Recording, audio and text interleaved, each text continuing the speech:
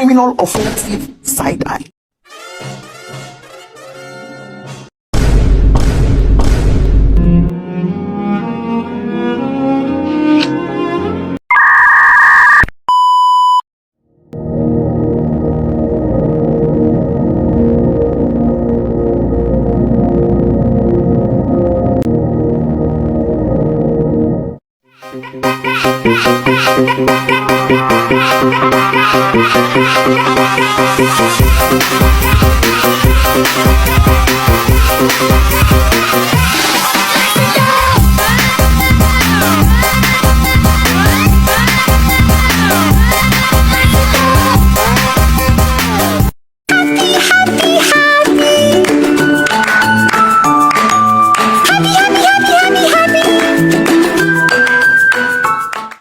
Assalamualaikum warahmatullahi wabarakatuh.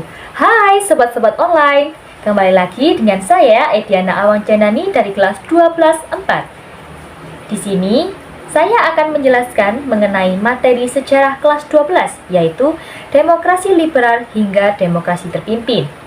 Nah, pada video kali ini saya tidak akan sendirian nih menjelaskannya. Saya akan ditemani oleh teman-teman kelompok 3 yang juga akan turut menjelaskan mengenai subbab materi demokrasi liberal hingga demokrasi terpimpin, yaitu ketidakseimbangan relasi pusat dan daerah serta ancaman disintegrasi. Namun, sebelum kita lanjut ke video pembelajarannya, saya akan terlebih dahulu menjelaskan mengenai apa sih ketidakseimbangan relasi pusat dan daerah itu. Ketidakseimbangan relasi pusat dan daerah itu mengacu pada distribusi kekuasaan yang tidak merata antara pemerintahan pusat dan pemerintahan daerah, di mana ketidakmerataan distribusi kekuasaan ini akan mengakibatkan disintegrasi atau perpecahan. Dari sinilah muncul beberapa gerakan daerah yang mengancam NKRI. Berikut kami akan menjelaskan dan membahas mengenai gerakan-gerakan daerah yang mengancam NKRI sepanjang tahun 1950 hingga 1960. Yuk lanjut ditonton videonya. A. Pemberontakan Darul Islam atau Tentara Islam Indonesia atau DITII. Pemberontakan Darul Islam atau Tentara Islam Indonesia atau DITII adalah suatu gerakan yang menginginkan berdirinya sebuah negara Islam Indonesia. Gerakan DITII bermula dari ketidakpuasan Sekar Maji Marijan Kartosuwiryo terhadap perjanjian Renville. Ia merupakan pemimpin Sabilillah dan Hizbullah yang membantu Indonesia dalam perang mempertahankan kemerdekaan. Ia berpendapat perjanjian Renville merugikan Indonesia karena harus mengakui kekuasaan Belanda atas Yogyakarta, Jawa Tengah, dan Sumatera yang sebenarnya adalah wilayah negara Republik Indonesia. Gerakan ini bermula di Jawa Barat dan menyebar di Jawa Tengah, Aceh, Sulawesi Selatan, dan Kalimantan Selatan. Berikut adalah latar belakang pemberontakan DITII di berbagai daerah. DI atau TII di Jawa Barat. Pemberontakan DI atau TII di Jawa Barat dipimpin oleh Sekar Maji Marijan Kartosuwiryo. Beliau merupakan salah satu tokoh yang banyak disegani pada masa pergerakan nasional. Kartosuwiryo mendirikan pesantren Sufa di Garut untuk mewujudkan negara Islam di Indonesia. Pesantren itu juga dirangkap sebagai tempat latihan militer TII. Lalu pada tahun 1948 pengikut RI diharuskan meninggalkan Jawa Barat dan pindah ke Jawa Tengah sesuai perjanjian Renville. Hal itu dianggap pengkhianat pemerintah RI terhadap perjuangan rakyat Jawa Barat, sehingga Kartosuwiryo memutuskan memberontak dan memproklamasikan NII pada tanggal 07 Agustus 1949. Karena pemerintah RI tidak bisa menyelesaikan persoalan tersebut dengan cara damai, akhirnya pada tanggal 27 Agustus 1959 dilakukan operasi penumpasan DI atau TII atau Operasi Baratayuda. DI-TII di Jawa Tengah. Di Jawa Tengah, pemberontakan DI-TII dipimpin oleh Amir Fattah, yaitu Komandan Laskar Hizbullah di Tulangan, Sidoarjo dan Mojokerto, dan Mahfud Abdurrahman Kiai Samalangu. Amir Fattah memproklamasikan diri bergabung dengan DI-TII pada 23 Agustus 1949. Kemudian di Kebumen, pemberontakan DI-TII yang dilancarkan oleh Angkatan Umat Islam, dipimpin Kiai Samalangu. Kedua gerakan ini bergabung dengan DI-TII Jawa Barat, pimpinan Kartosuwiryo.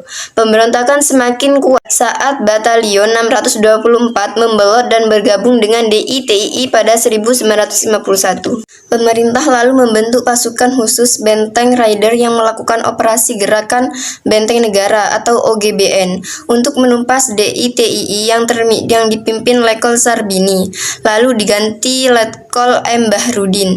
Selanjutnya dipegang Letkol Ahmad Yani, yang akhirnya dapat menumpas DI-TII pada 1945.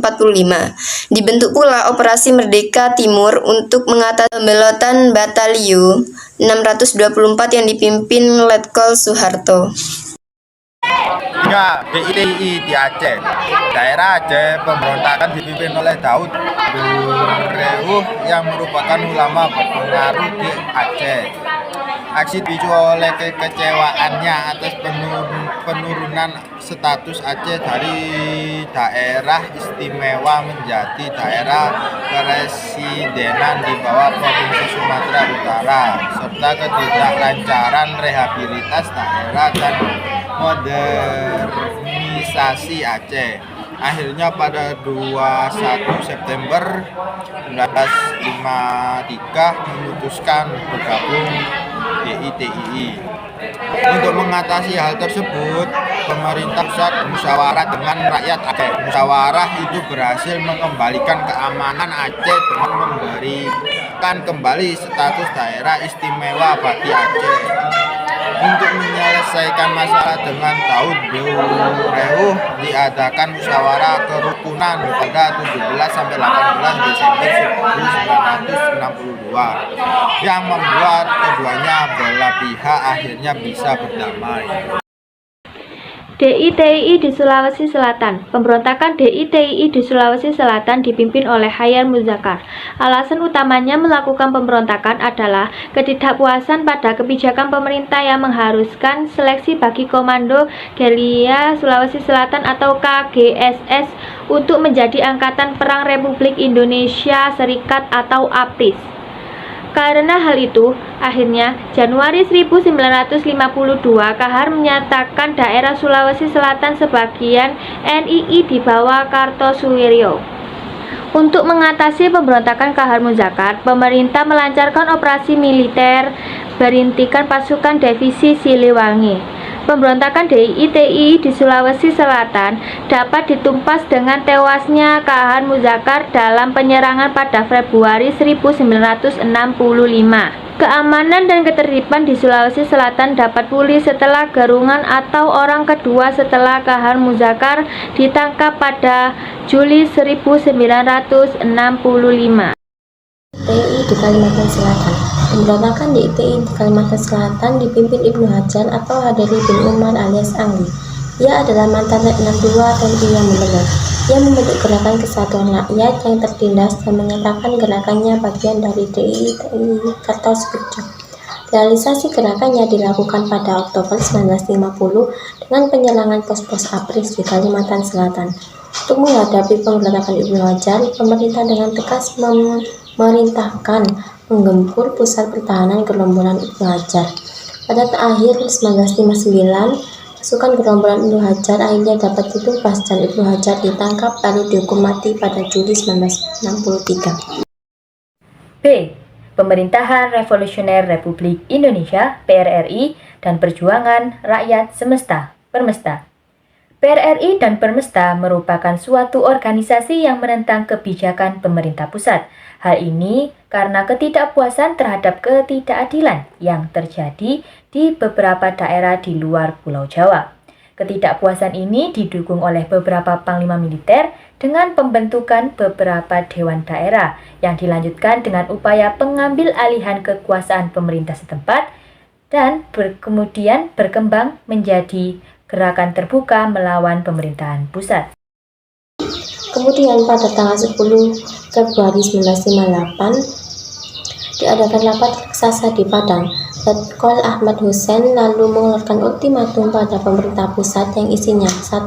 Dalam waktu 5x24 jam, Kabinet Juanda harus menyerahkan mandat kepada Presiden atau Presiden mencabut mandat Kabinet Juanda. Yang kedua, Presiden menugasi Dr. Andes Muhammad Hatta dan Sri Sultan Hamengkubuwono IX untuk membentuk Second Kabinet.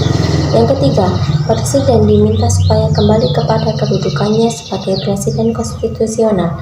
Ultimatum tersebut dijawab pemerintah dengan memecat anggota TNI yang terlibat secara tidak hormat dan membekukan Komando Militer Sumatera Tengah dan langsung ditempatkan di wilayah Komando Kewilayahan.